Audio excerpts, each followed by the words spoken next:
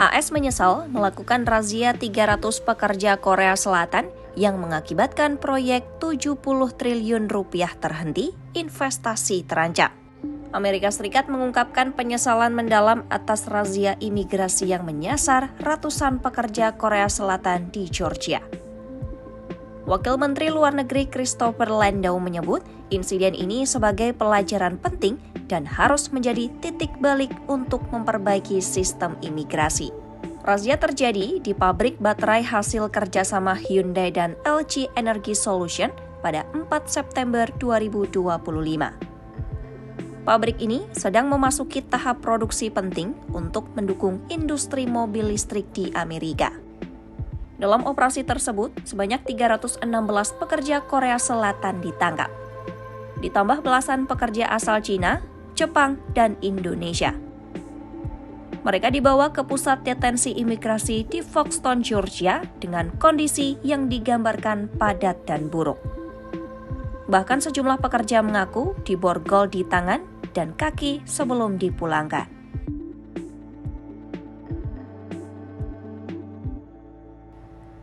Setelah beberapa hari ditahan, mereka dipulangkan ke Seoul dengan penerbangan charter.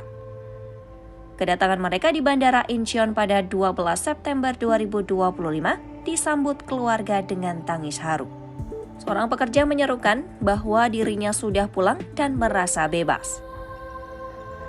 Hal ini diungkapkan saat mendekap anggota keluarganya. Namun di balik haru, banyak yang masih trauma dengan kondisi pusat detensi.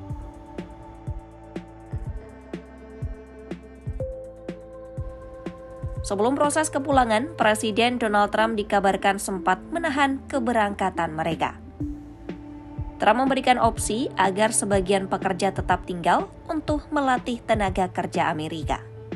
Namun, hampir seluruhnya menolak dan memilih pulang ke Korea Selatan. Hanya satu yang bekerja tetap bertahan karena memiliki kerabat di Amerika. Langkah Trump dinilai membingungkan. Di satu sisi, Trump mendorong perusahaan asing menghormati hukum imigrasi dan memberikan prioritas bagi tenaga lokal. Namun di sisi lain, masih membuka kesempatan bagi pekerja asing untuk membantu industri domestik.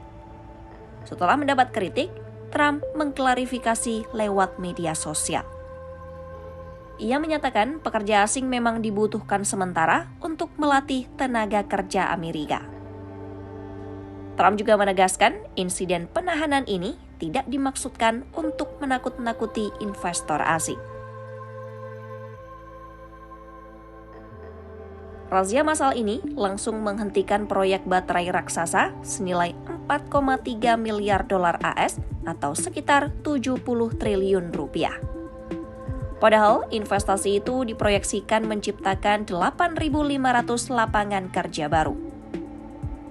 Penghentian mendadak membuat rantai pasokan industri otomotif dan mobil listrik terancam tertunda.